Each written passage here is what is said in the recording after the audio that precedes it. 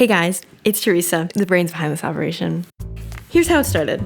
I looked around for the cheapest tiny house designs online. I found a neat design by Deke Diedrichsen and decided that would be perfect.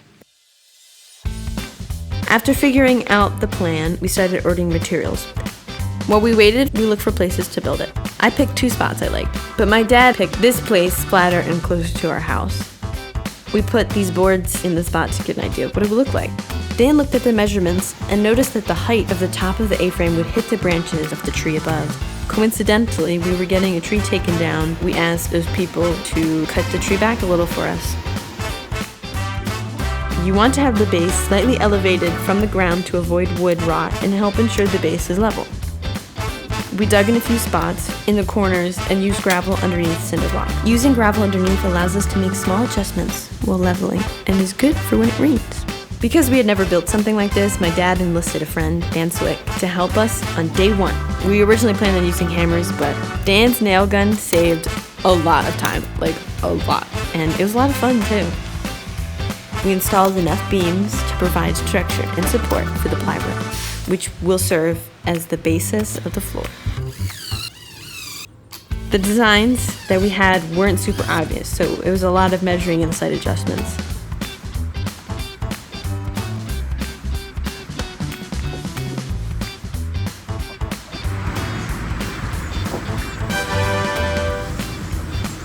To help reduce the bounce in the floor, we placed 1 more cinder block in the center of the base, and the base is complete. Next was the main A-frame structure. The A-frame measurements were the most challenging, which is why we were so glad Dan was there to help us. He got the angles and measurements just right. A small triangle of plywood at the top of each A provided additional support. So we got the frame installed. We added extra temporary support to the frame since we were still building support for it. This kept it from falling apart or sliding off the base while we were still building the rest. This was something else we hadn't considered and Dan had recommended.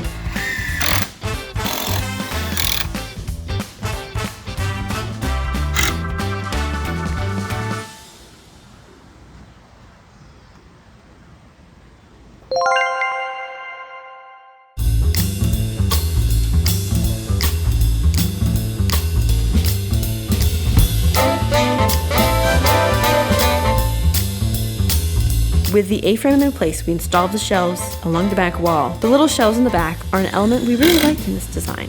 Once the shelves were complete, we cut and installed plywood for what would be the roof understructure.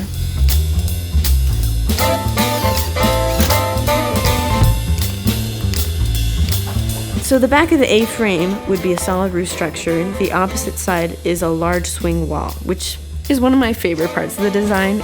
Don't worry, you're gonna see it later. So we only installed plywood on part of that side to leave room for that beautiful swing wall. After the really busy day, Dan left us with some tips to finish the rest ourselves. We were all nervous if we could finish it by ourselves, but we were excited to try. I hope you like step 1. Don't worry, step 2 will come out very soon.